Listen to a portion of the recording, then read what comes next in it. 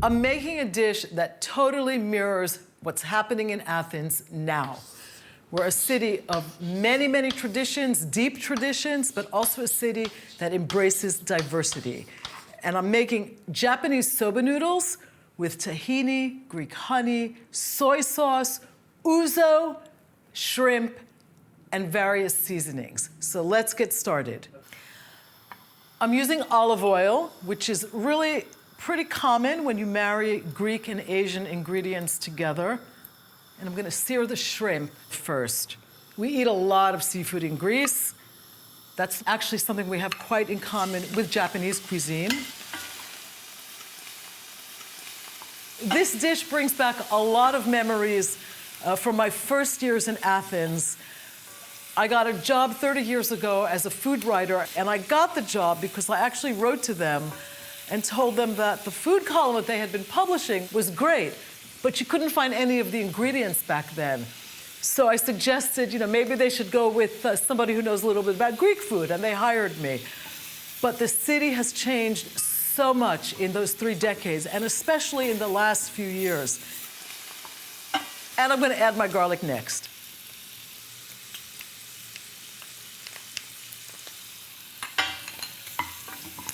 The next thing that's going into the shrimp, it's a really classic flavoring for shrimp, is a little bit of ouzo, which goes surprisingly well with soy sauce and other Asian flavors. It adds great flavor. I love the anise flavor of ouzo. I use it actually quite often as an ingredient. I'm gonna turn this off and get to the sauce. This whole recipe is actually inspired by an Asian classic, cold sesame noodles. The first thing in is my tahini, which is sesame paste, one of the most traditional ingredients in Greece, but also throughout the Eastern Mediterranean.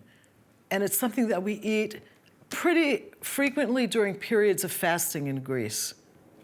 A little lemon juice, which we almost always use with tahini, and a little bit of water. I'm gonna get that whipped up before adding everything else.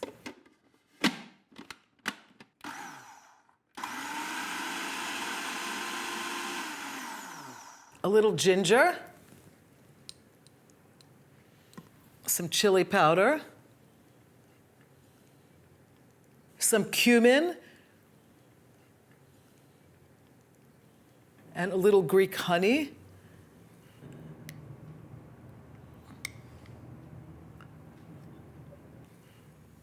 Which is gorgeous and like golden silk threads. The soy sauce. I'm gonna work this all together. I just wanna taste this and check it for heat, but also to see how loose it is. See, that's exactly what we're looking for.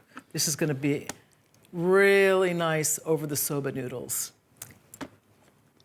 That's good. Ooh, spicy. The soba noodles go in next. Soba are made from buckwheat. And there's a Greek word for that. It's called pharopyros. These just take about 5 minutes.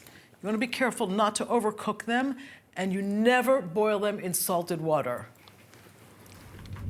The soba noodles are done, and they're ready to be drained and rinsed under cold water.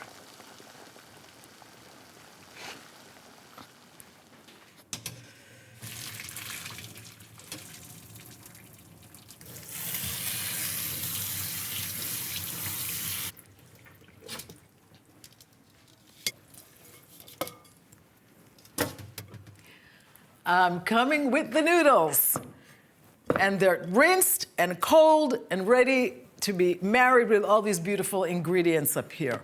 So the first thing that I'm adding to this is the sauce.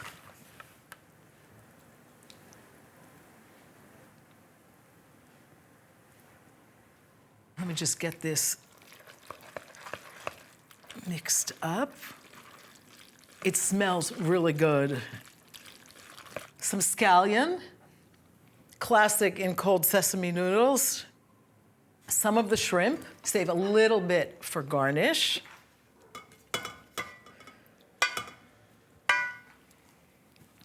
Just mixing that all together. This is going right into the serving bowl. Some of these beautiful shrimp pieces in here.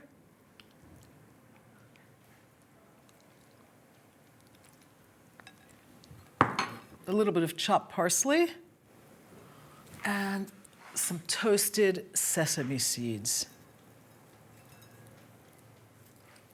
Time to taste the soba noodles with some Greek flavors. Take a piece of shrimp first. Let's see what that tastes like. Oops. That's good.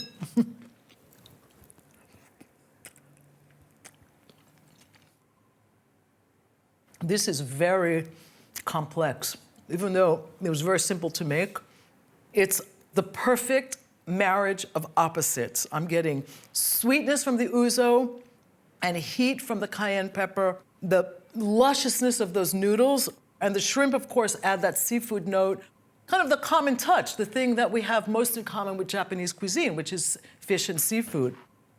I want to pair this with an interesting Greek wine, which is also a blend. It's not one varietal, but two traditional Greek varietals, Roditis and Moschofilero. And this is a wine produced in the Peloponnese. It pairs really nicely with this because it's got almost a buttery palate, but also slight acidity. If you like wines like Chardonnay, you'll like this very much. I love experimenting with all sorts of flavors. I feel really fortunate to be living in Athens at this period in its history because it's a very ancient city, but it's also a very vibrant, happening, hip city. And all these beautiful flavors are a great example of that. So I would like to say Efcharisto or Domo Arigato.